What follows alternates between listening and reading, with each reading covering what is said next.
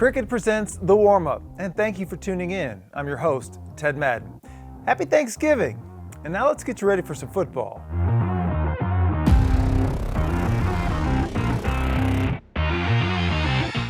Tomorrow, while we are all looking for that last plate of leftovers out of the fridge, there will be regional semifinals taking place all over the Metroplex. Let's preview some of them in the lineup presented by So Chill Chips and Salsa.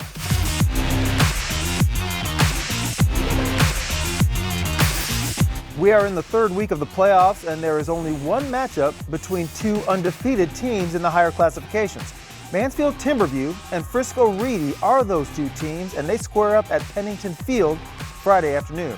If you take a wide view of Timberview, you'll see they've won every game this year by over 18 points, except one.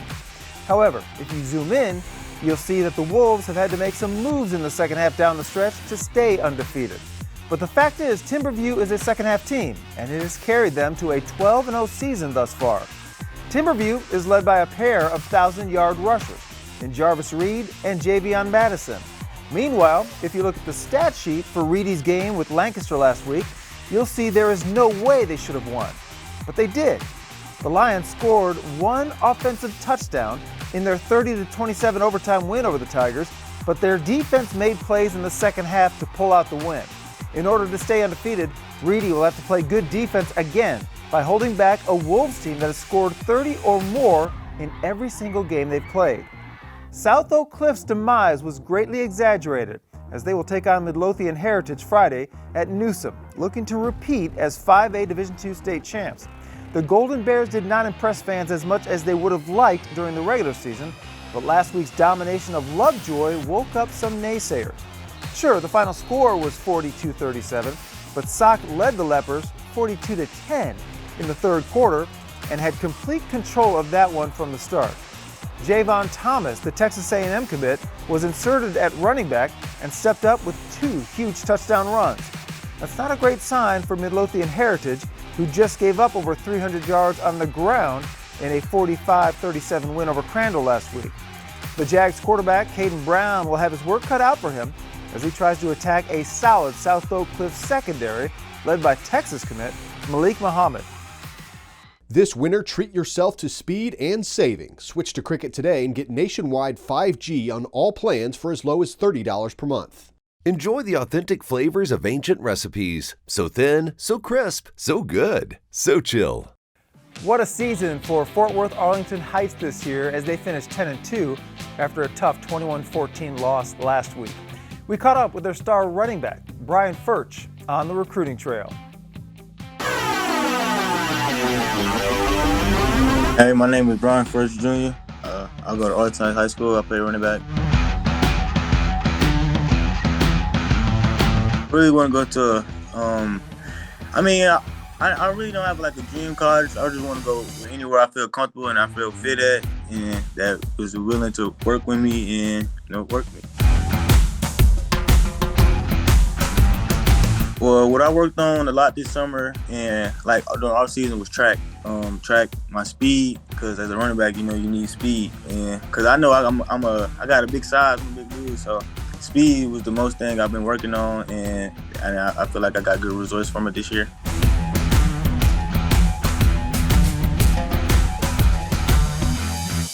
Off the field, I work.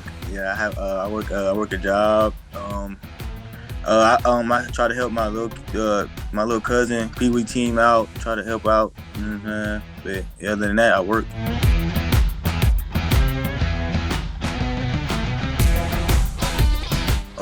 What I do about this season, my team, I wouldn't trade them for any team I'd ever play for. We all treat each other like brothers. We treat each other as one. Nobody around me selfish. Everybody, like to work. We don't complain about nothing, and we just get the things done.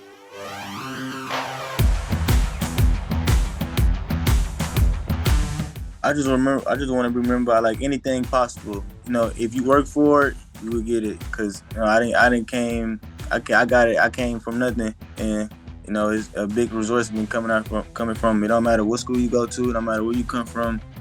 If you work hard for it, it will come. This winter, treat yourself to speed and savings. Switch to Cricket today and get nationwide 5G on all plans for as low as $30 per month. Look for our cameras at a lot of big games this week, but unfortunately we can't be at them all. Let's take a look at some games you need to watch for in the hype.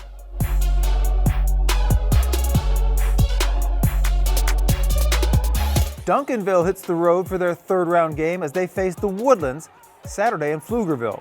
The Panthers haven't faced much competition in their two first-round games as they have outscored those opponents 115-13. Duncanville is huge in the trenches as they dominate the offense and defensive lines.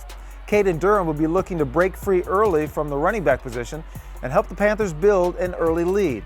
Meanwhile, the Woodlands has been just as powerful on offense during the postseason as they have outscored their first two opponents 135-34.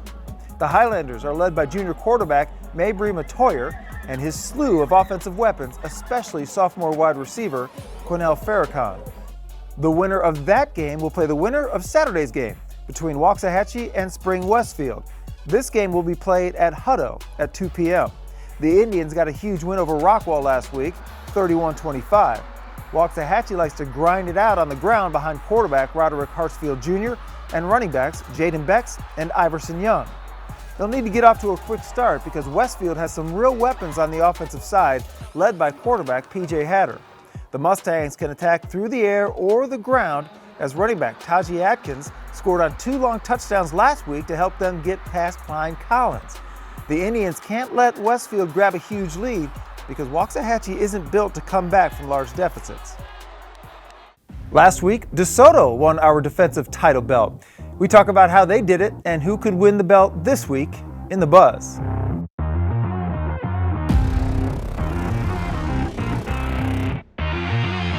Desoto felt like they had a lackluster effort in their first-round victory over Pflugerville Whites. Well, they certainly made up for it in round 2 against Rockwall Heat, as the defense was all over the place. They held the Hawks to 208 total yards, and much of that came in garbage time, of a 52-7 win. This week, look for Anna to try to win the defensive title belt. They have a rematch with Salina, a team they beat 28-25 earlier this year. They will need a solid defensive effort in order to beat the Bobcats for a second time. That's going to do it for today's show.